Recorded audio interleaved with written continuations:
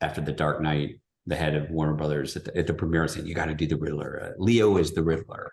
Saying to me, "You got to tell Chris Leo is the Riddler." And I just, dude, that's not the way we work. Prepare your ears, humans. Happy, Sad, Confused begins now. I'm Josh Horowitz, and today on Happy, Sad, Confused, I've got a gentleman with a positively legendary geek resume. Here we go, guys. He's a showrunner, director, writer, and producer of such films and TV as Blade, The Dark Knight Trilogy, Man of Steel, The Sandman. He's just wrapped up the second season of maybe the granddaddy of all sci-fi, Foundation on Apple TV+. It's, of course, Mr. David Goyer on Happy, Sad, Confused for the very first time. Welcome, David.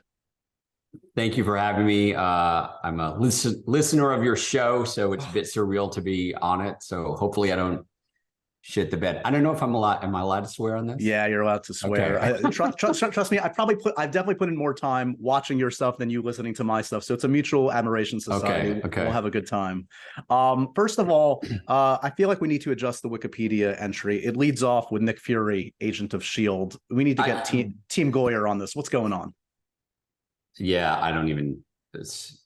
We should. It's ridiculous. I mean, what's so annoying about that, and sometimes people will give that as a credit or cite that as an example of like my not being a good screenwriter, and it's like I think after we had done Blade, Marvel had said, "Hey, we're going to do a Nick Fury movie at New." I don't know if you remember New World, which made a bunch of like cheesy B movies, and we're going to make it for, I don't know, $15 million. Can you write a script? So I wrote a script. That whole thing went away and goodbye. And then some 8 years later, they said, "Oh, good news. We're going to do it as a TV movie at Fox for like $3 million with David Hasselhoff. Do you want to?"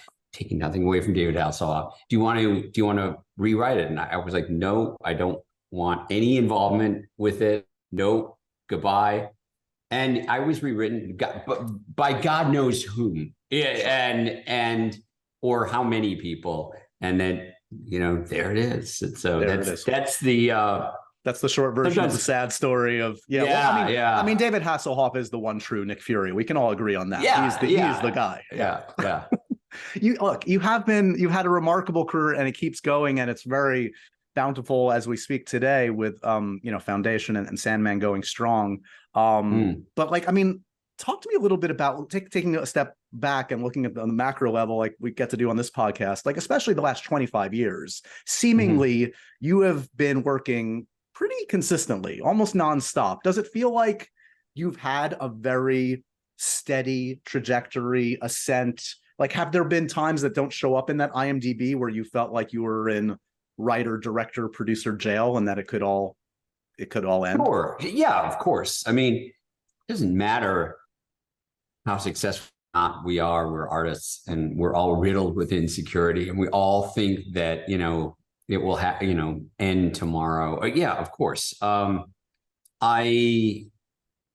I sold my first screenplay when I was 21, about 4 months out of college, and it immediately went into production, and that became the Jean-Claude Van Damme movie Death Warrant, right? Which was not a great movie, but I was 21 and I was on the set of my movie, and I mean, that was amazing. And so I was earning my keep screenwriter, again, 4 months out of college, and making a healthy living, initially writing a lot of kind of B movies.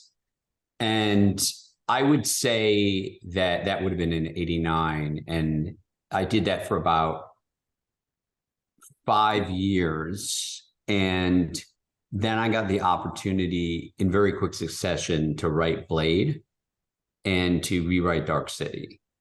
And Blade was the first time that, I had pitched Blade, but Michael DeLuca, who was running New Line at the time, he just allowed me to write whatever I wanted to write. He just said, go for it. And the courage for an executive to do that is incredible. It was rare those days, and it's rare these days. Right. And so that script was the first time where I was just allowed to write whatever I wanted to write, whatever came out of my head. And I ended up the movie didn't get made for another 4 years. And I think we did 27 drafts of it, and it went all the way kind of around the development circle, to the point at which by the end, and various creative executives on the movie had been like fired, and new ones would come in, and there was no institutional memory at all. And we'd have a number of different directors that were attached to it. And by the end, I was literally cutting and pasting like 10, 12-page chunks of the first draft back into the script, and no one had remembered. And so this is brilliant. Yeah, completely.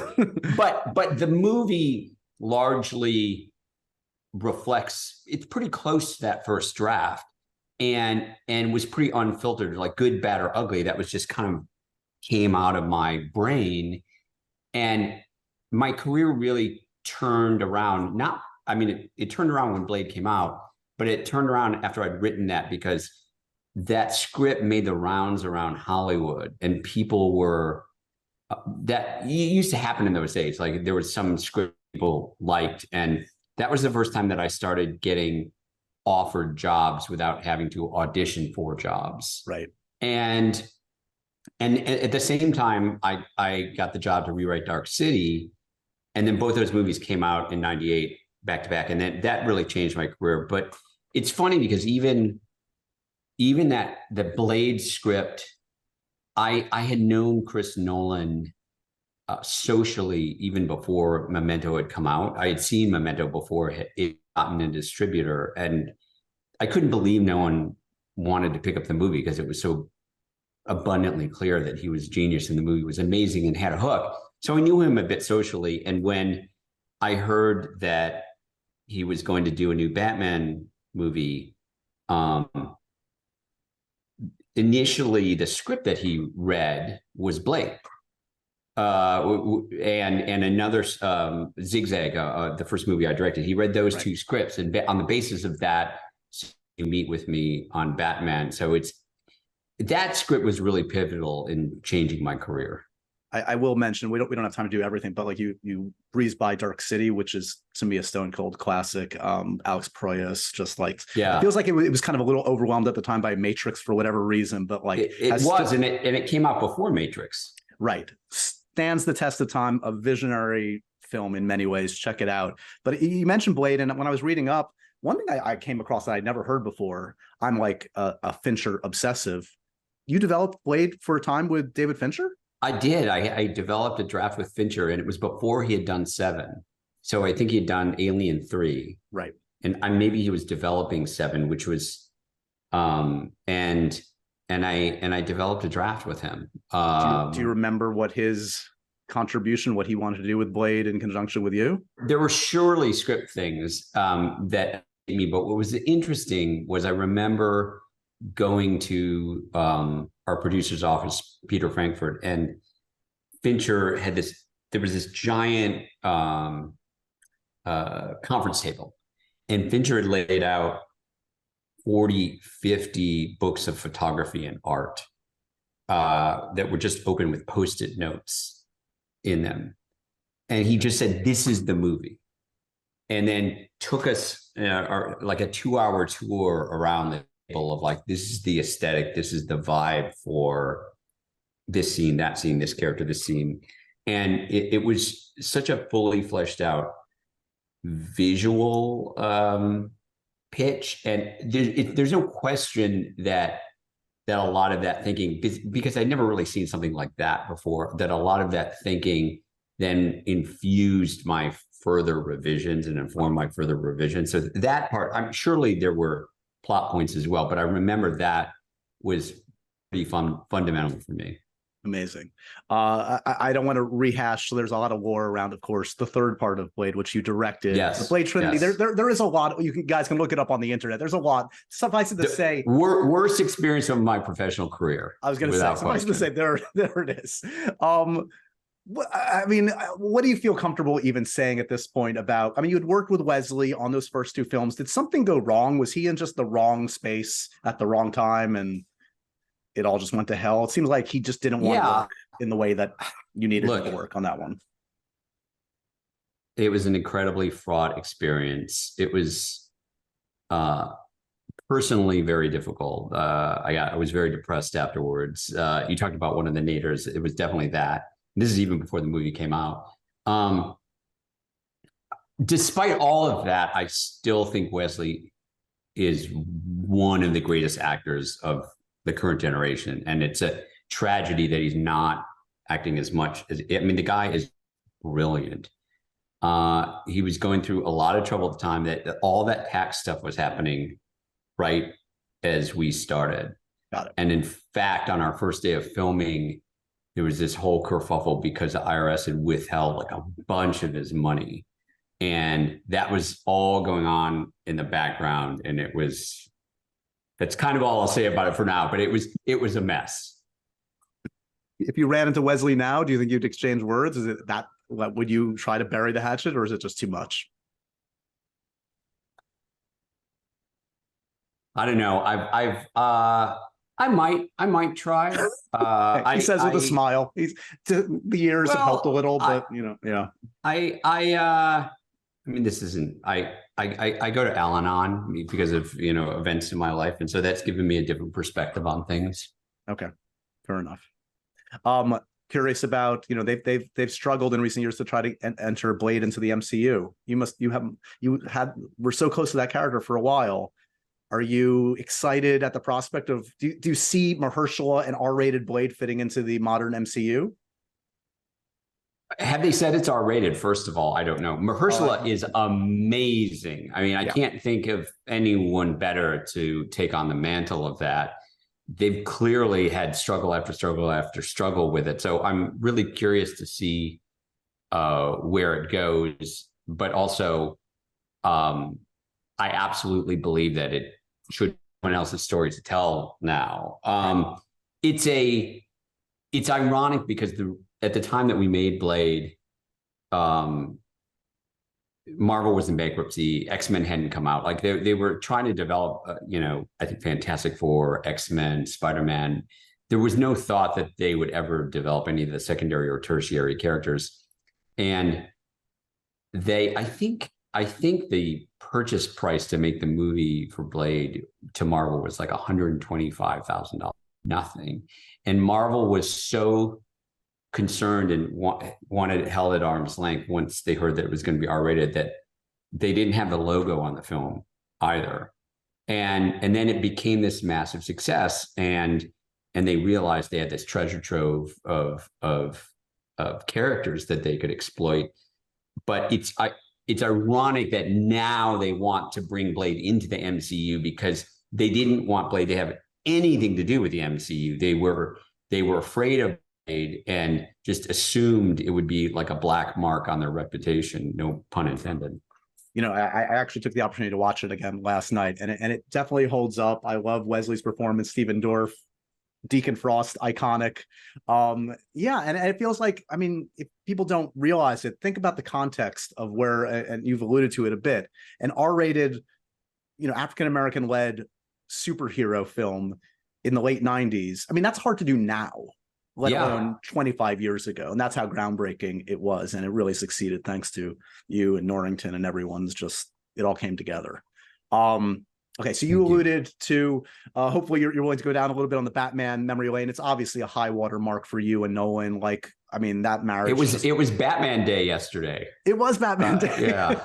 Happy Batman Day.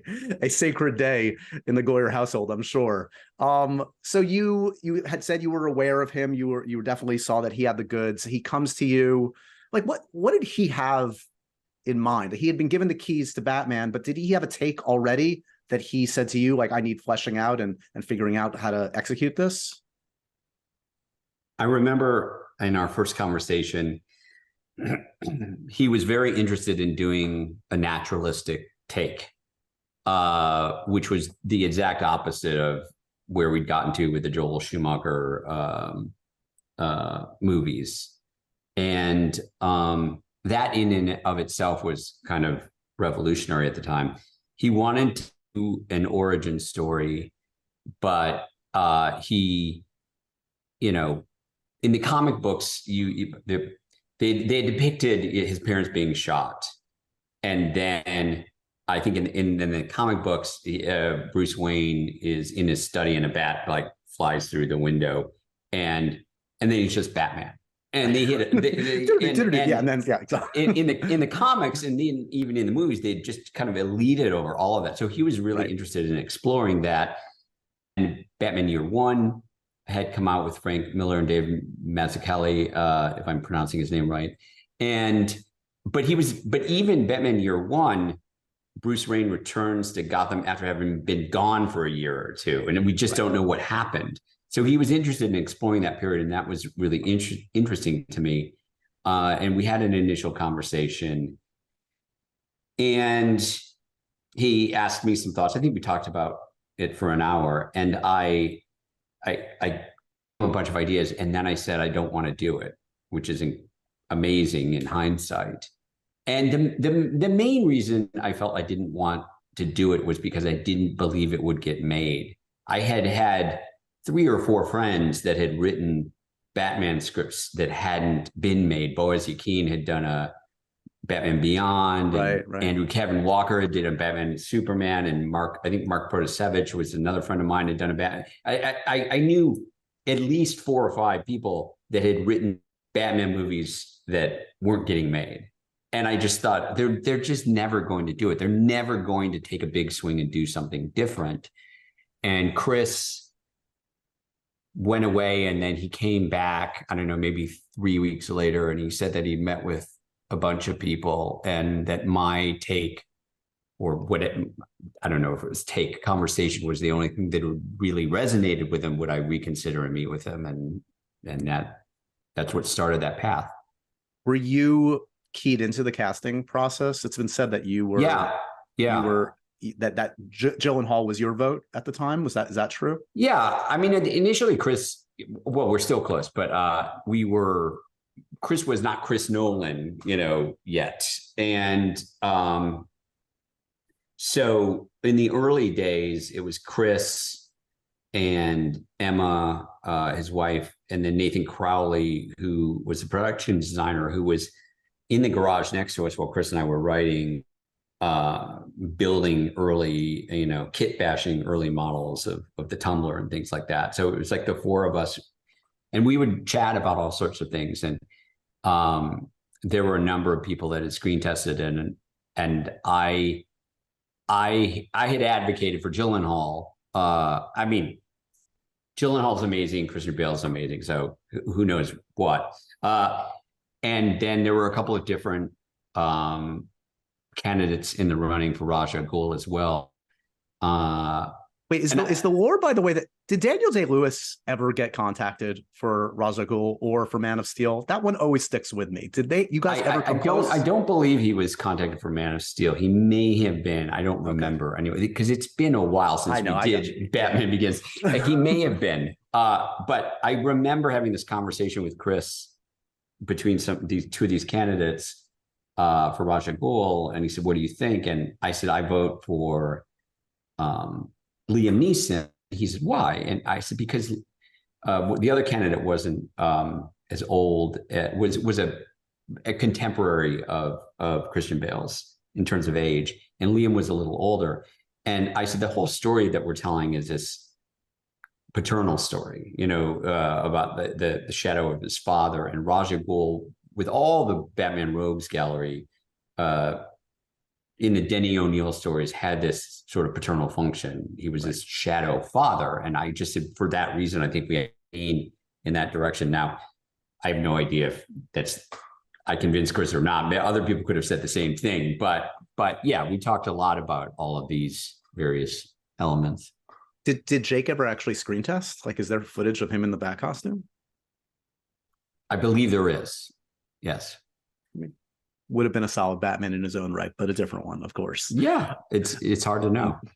So I'm curious, just generally over that trilogy, there was always so much conjecture from film to film, which villain from the Rogues Gallery you guys were going to choose to take on, like what that process was. Like, did you start with what the story was, what the themes of the story were, and then kind of look at the Rogues Gallery and say who fits the story we're trying to tell? Yeah, that was, Chris is very process driven, and I feel like, again, one of the things that in hindsight is revolutionary that we did in that process, we kind of stumbled into it, I suppose, was I had this sense, like with the Spider-Man movies or one superhero movie started getting made and you had sequels, that the studios would always say, okay, who's our villain of the next movie going to be? Right. And let's build a movie around that. And Chris was staunchly against that because he said that's not a bottom ground up way of telling a story. Let's do it in a very naturalistic way. So let's figure out what kind of story we want to tell, and what we thematically want to explore with Bruce, and then let's figure out a villain that fits that story. And we had all these pitches. I remember after The Dark Knight, the head of Warner Brothers at the premiere saying, "You got to do the Riddler. Leo is the Riddler."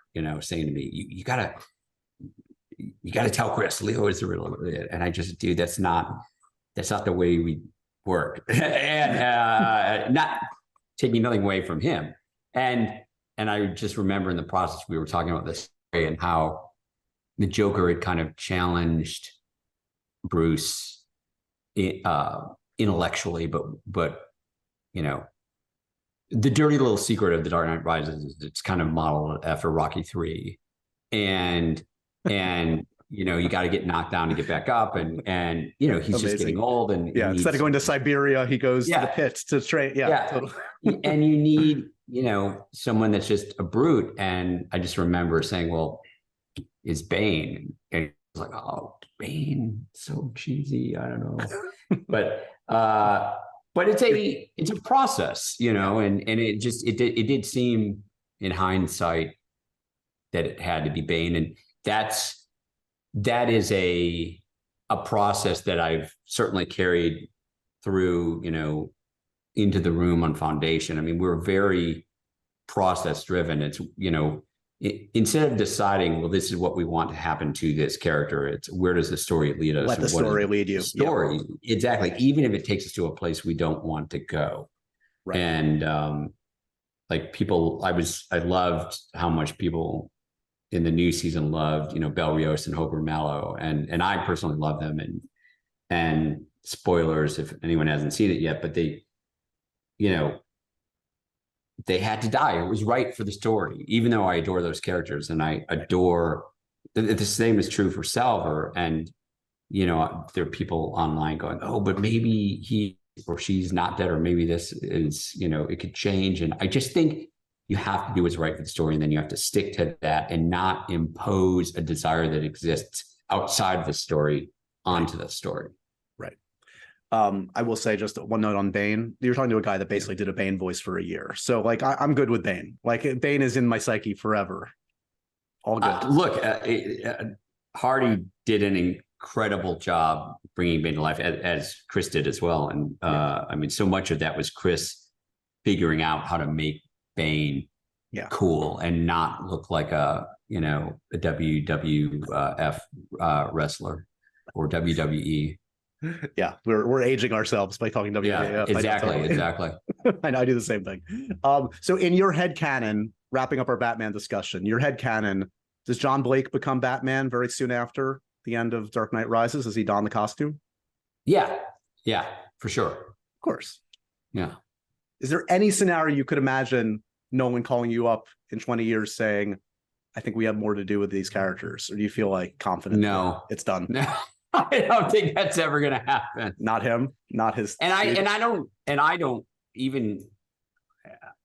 wouldn't want to do another Batman project either. I mean, I no. Yeah. Why even tempt fate, basically? Yeah.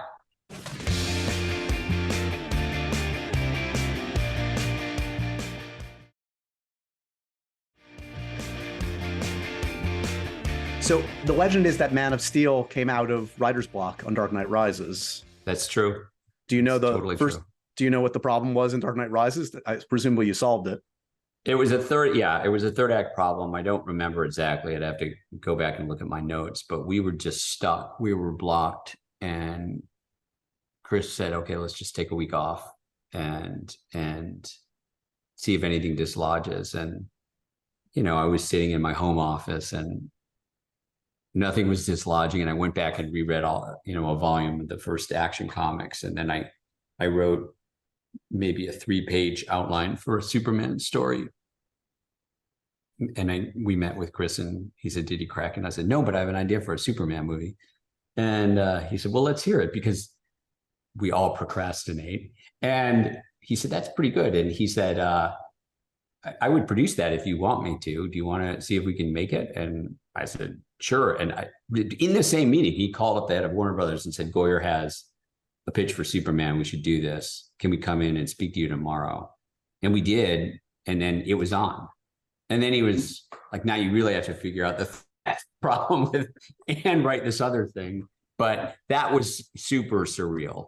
Yeah. Was there ever a moment where he was going to direct, or you would even throw yourself out there to direct? No. Because he was still had to direct Dark Knight Rises. Right.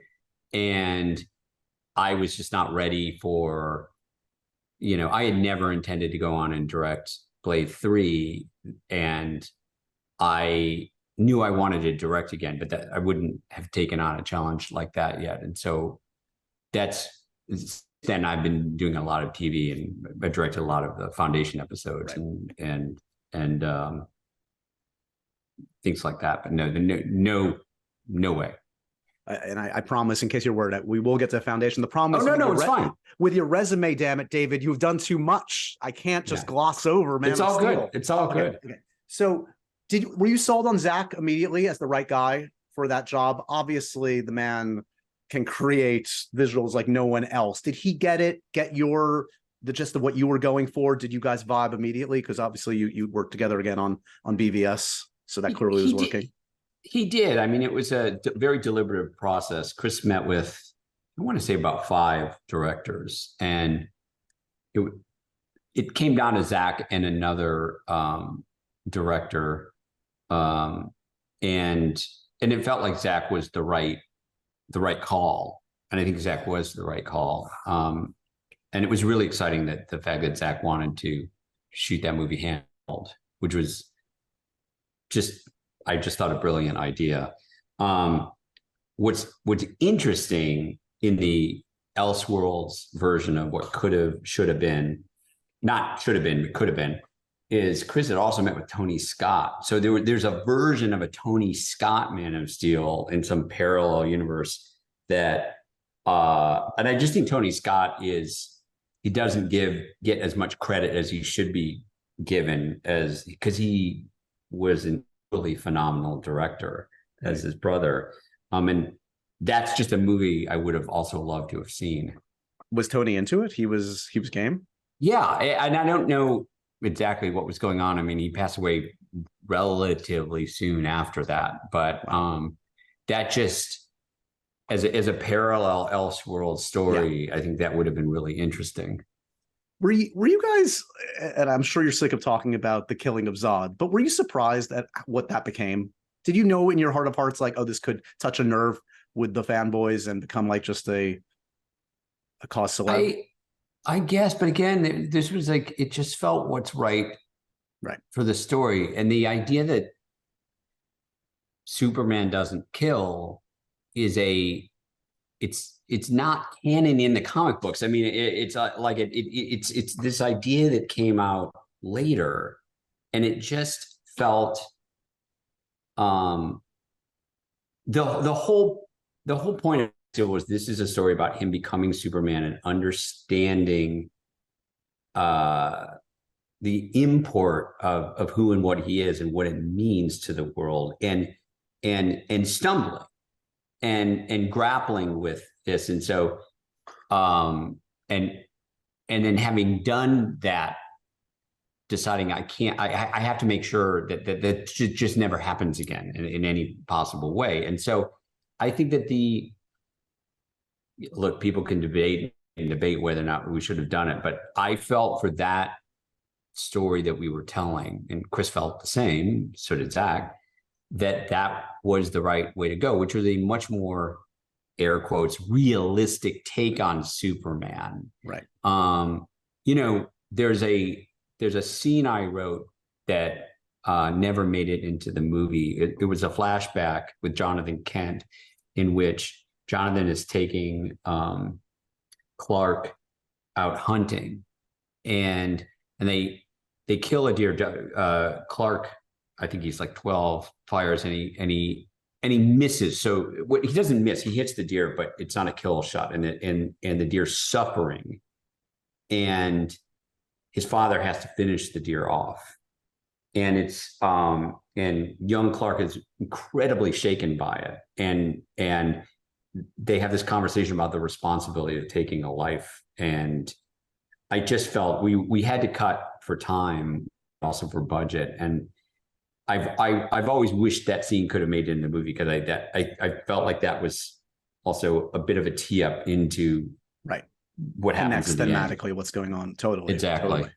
Are you, in retrospect, look, of course, then you collaborate on BVS, and a lot of the fans, there's a lot of dialogue about like what went down with Cavill and the run of him and Superman. And I think a lot of us felt like, oh, where was that solo Superman sequel? Like, we always wanted it.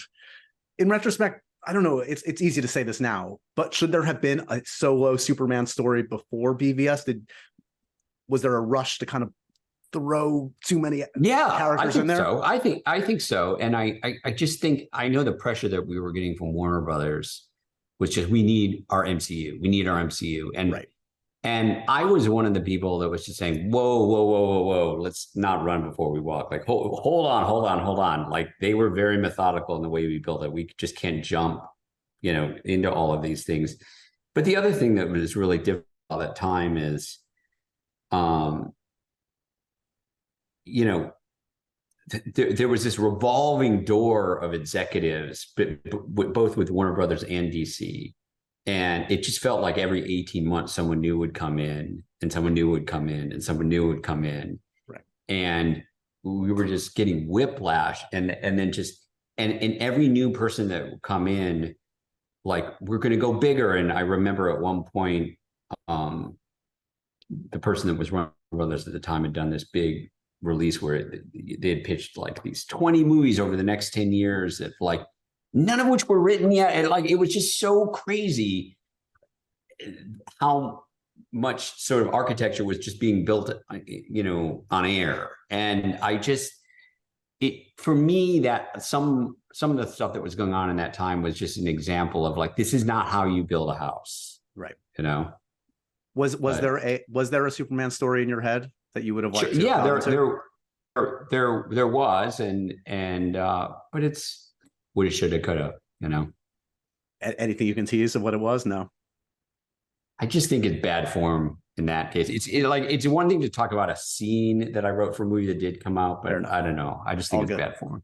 So what's it like now, looking kind of from the outside in? You've kind of made it seemingly a conscious effort. You're still working with some ginormous IP. We're about to talk about Foundation, but you've made so much of your career in superheroes and comic books. Do you feel kind of like, have you cleansed yourself? Or are you like, I have some distance, I can watch others kind of play with the toys now? Yeah. And look, I have 3 sons. They didn't even know what I did for a living for a while. We don't have any stuff from my film or TV shows in the house. It wasn't until we were filming Man of Steel that my 2 oldest sons, they went, they were on set for some of it, that they even knew what I did. Dad would just go away and they had no idea. And we walked out of Man of Steel and they were like, wait, what do you do? But they, of their own accord, became huge sort of Marvel and DC comic book readers. And it just so happens that their dad knows a shit ton about all that stuff. And so they lucked out in that regard. And I personally, I don't ever want to touch a superhero movie or TV show ever again, because I've just done it too much. I think I did it too much, but I can absolutely enjoy it as a fan with them. I mean, we see all the movies, we see all the MCU movies, all the MCU shows, and some we like, some we don't. We dissect them, and it's just funny because they just came to all of that stuff, on their own. And it's also interesting, like my 13-year-old is reading a lot of the current for whatever reason, a lot of the current DC comics, and I'm just way out of touch on all of that. Like I'm just like completely out of touch. In this case, sometimes he's asking me about characters that didn't exist 10 years ago, but Right. I'm better at my Marvel lore, believe it or not.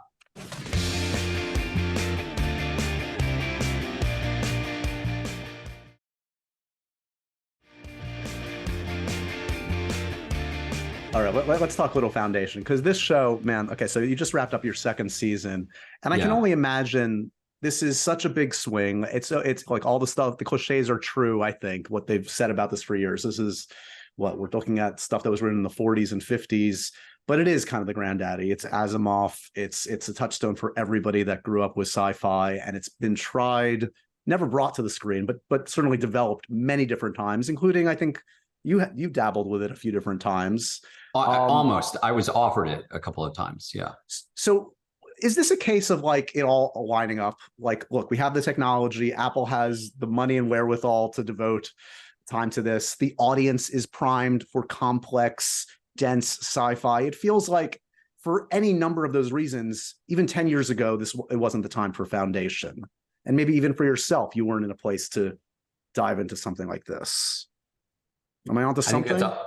I think you're 100% accurate. All of those things. I think, when we started developing it about 5 years ago, before the sort of, during the streaming boom, and in the shadow of Game of Thrones, and all of these streamers wanted their Game of Thrones, their big pole genre show, and we'd seen with Game of Thrones that there was an appetite for these big kind of novelistic shows that the audience might have the patience and that they could sustain a lot of characters.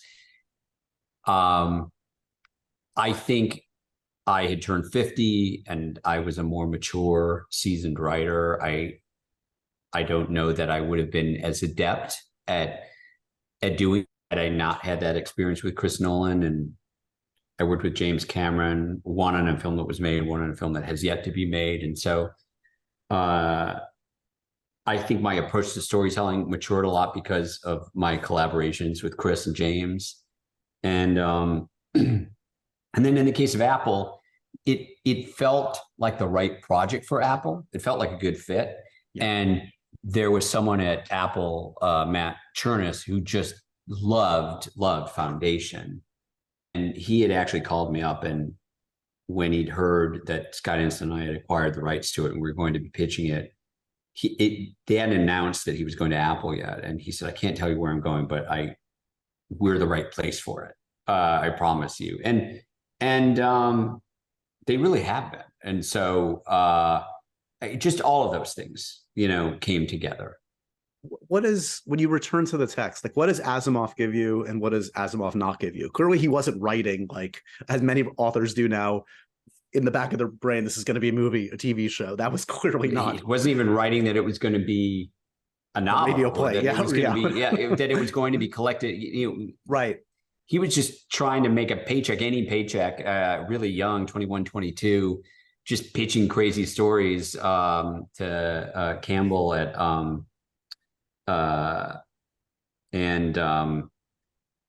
he was just desperate to sell anything and stop working at his parents' candy store. And so they sold one, and then his editor said, give me another one. And he was just building this in real time. He was making it up as he was going along.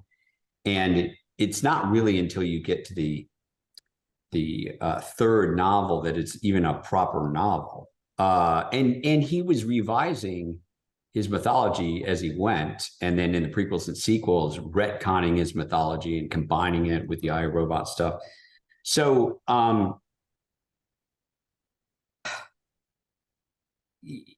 Chris calls it interrogating the text, right? You have to you read it, you reread it, you try to distill what is it about Foundation that makes it so seminal.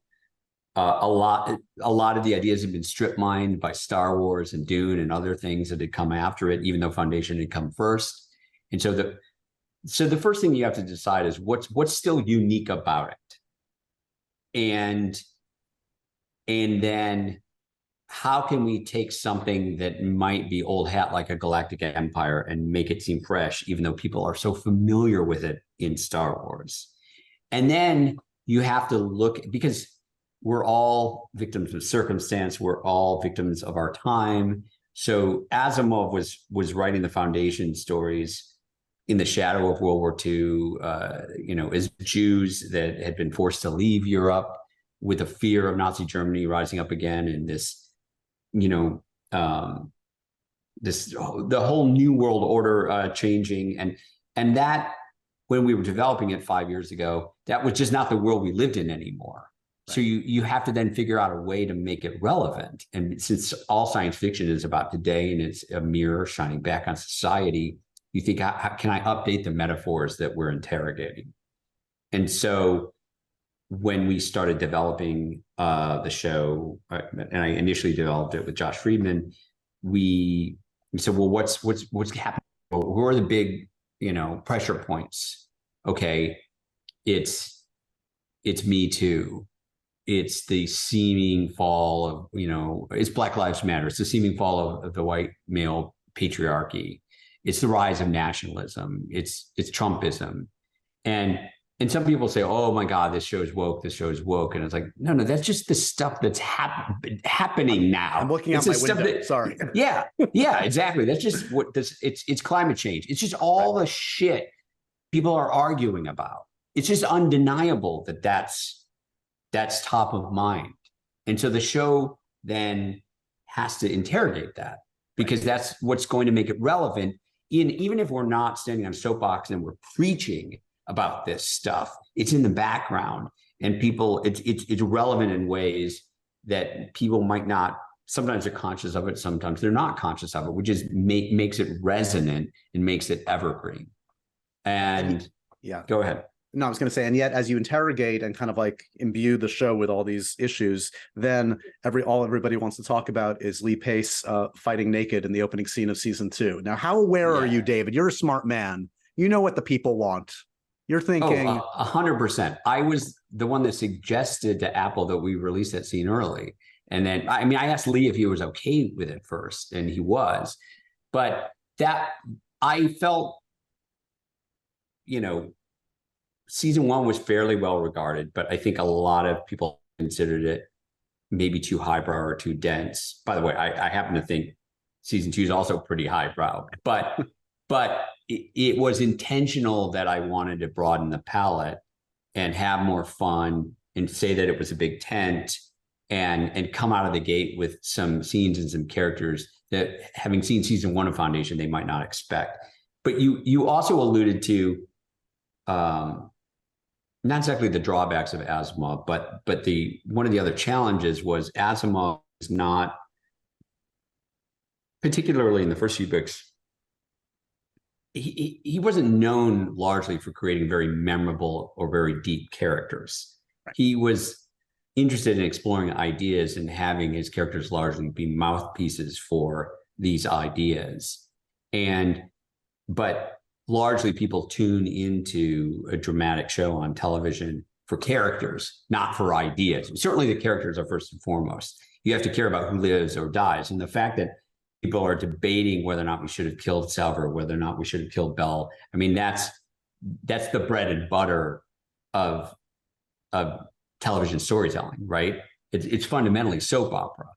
And someone once said that in movies, characters solve other people's problems. In TV, they try to solve their own problems or explore their own problems. And I think that's kind of a truism. So one of our big challenges was figuring out how can we take some of these characters that are relatively cardboard or ciphers that don't have much of an interior life, and how can we flesh them out and make them characters that you care about and that you're invested in, whether or not they live or die. So it's said that you pitched Apple basically 8 seasons, 80 hours. As we speak today, season 3 hasn't officially been greenlit. There are high hopes based on the reaction. Yeah. Fingers crossed. Yeah. Is that still kind of the plan? Are there scenarios where this, like, if they only give you 5, you'll figure it out? Or is it like, I need my 8, I need my 80 guys? uh, at the start of it, I was like, I need my 8. I need my 80. But now knowing that it takes at least a year and a half to make You're starting to do the math on your yeah, I am. And it's really hard. And so if you were to ask me today, look, I've got a lot of wind in my sails with the reaction of season 2. But if you were, depending on the week, I might say, I don't think I can survive past season 4. Just so it depends. So what I'm hoping to do, no matter what, is end the show, on its own merits and bring it in for a soft landing, because I hate when the rug's pulled out from under me as a viewer. So I think I can do a satisfying off ramp at the end of 4, one at the end of 6, and one at the end of 8. And I'm just hoping that, if the show keeps going and my relationship with Apple is in a place, that they can give me enough, that we can have a conversation about like when you want this thing to end hypothetically, so that I have enough time to turn the battleship. Fair enough. So I've taken a lot of your time. Let me end with some semi rapid fire stuff. Sure. Weigh in if you want. Just curious, your take, having done so much with Batman, did you like Matt Reeves' take on Batman? Did he find a different angle in? Loved it. Yep.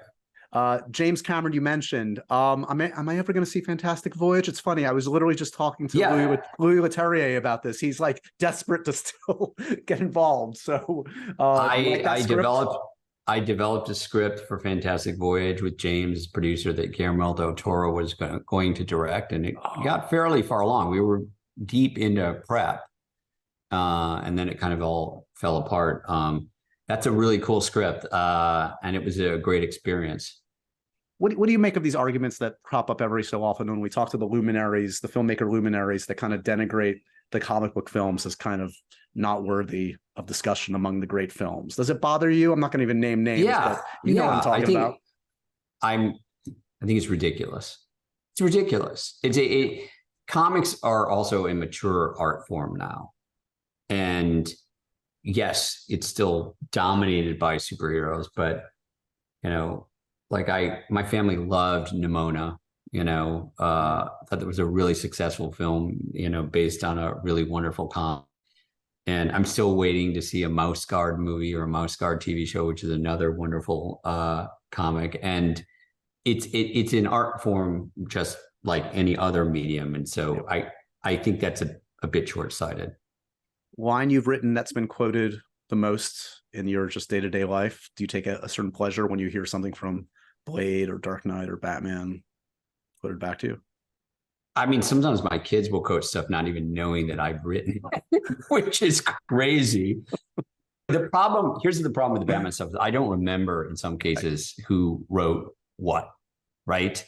I think that some motherfuckers always want to ice skate uphill is certainly a line that's quoted back to me, which was kind of a hybrid between Wesley and myself. But it is funny to see things that I've been involved in or written lines for, like, show up as these, not just a meme, like a third generation meme where people don't even realize like where it came from. And that just makes me feel really old.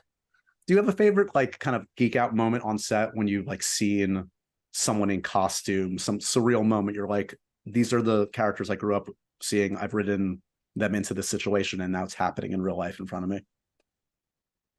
Yeah, I mean, I can cite two specifically that I had real out of body experiences from. One was the first day that we were filming Jared Harris welcoming Gail into his office and showing her the Prime Radiant, because I had first read Foundation when I was 13, and that is, largely, I mean, that scene hews relatively closely to the story, and so the fact that I was doing that, my father gave me the book. I never imagined I would become a screenwriter, director, or producer, and that Jared Harris was my first choice for Harry Seldon, and we got him. I mean, that was really easy. But another moment when we were filming Man of Steel, we were in Illinois and we were in a cornfield, and we were filming one of the flashback scenes with Jonathan and Clark Kent, and it was magic hour, and we were worried about trampling the corn, so we just had there were 30 people like out in the corn, and there weren't any chairs, and there really wasn't anywhere to sit, and we were in between setups, and I was sitting there with Kevin Costner, and we were sitting in the bed of his pickup truck, just he and I, as the sun was going down in this cornfield. And I was just, holy fuck. I'm like sitting here with Kevin Costner in a cornfield in Illinois, and I'm from Michigan. So we were like 3 hours from where I grew up, doing a Superman, and we're just talking about life and shooting the shit. And it was just, I have out-of-body experiences all the time. Amazing. And last thing for you. Okay, I'm going to give you the keys to one genre kingdom that you've touched virtually everything, but Harry Potter, Game of Thrones, Star Wars, Star Trek, David Goyer, Godspeed with this entire franchise. You can do what you want with it. What do you take? I wrote an unproduced Star Wars movie that Guillermo del Toro was going to direct. Stop it. Wait, David, I have 6 follow-ups. What? Yeah. When? Well, tell me something. That was about 4 years ago. And then I also wrote an unproduced, I have a scriptment for an Origins of the Jedi movie, also for Star Wars, that I wrote for them, that took place 25,000 years before the first Star Wars film. So that would have been, I got to do the Vader Immortal VR thing, but dabbling in Star Wars, would have been fun for me. What happened? Guillermo and Star Wars and you seems like a no-brainer to greenlight. What happened? There was just a lot of behind stuff going on at Lucasfilm at the time, but it's a cool script. Have you had Guillermo on the show? Yeah. I should look that up. You have to ask him about that next time he's on. It's a cool script. There's a lot of cool artwork from it that was produced. Oh my God. All right. I'll pass you my info. You can feel free to send it over anytime you want, just for fun. David Goyer, as you can tell, I'm such a fan. I've watched your work. It's part of my life the last 25 years. So it's a real pleasure to kind of like dip into it. Congratulations on Foundation. I mean, if folks haven't checked this out, what are you waiting for? This is 20 hours of ginormous, big, entertaining. Yes, it's heady at times, but this is entertaining stuff from the master, Isaac Asimov, filtered through the master that is Mr. David Goyer. Congratulations, and I hope they let you make a lot more of these, man. Me too, and thank you for having me. It's been really fun. Thanks, man. And so ends another edition of Happy, Sad, Confused. Remember to review, rate, and subscribe to this show on iTunes or wherever you get your podcasts. I'm a big podcast person. I'm Daisy Ridley, and I definitely wasn't pressured to do this by Josh.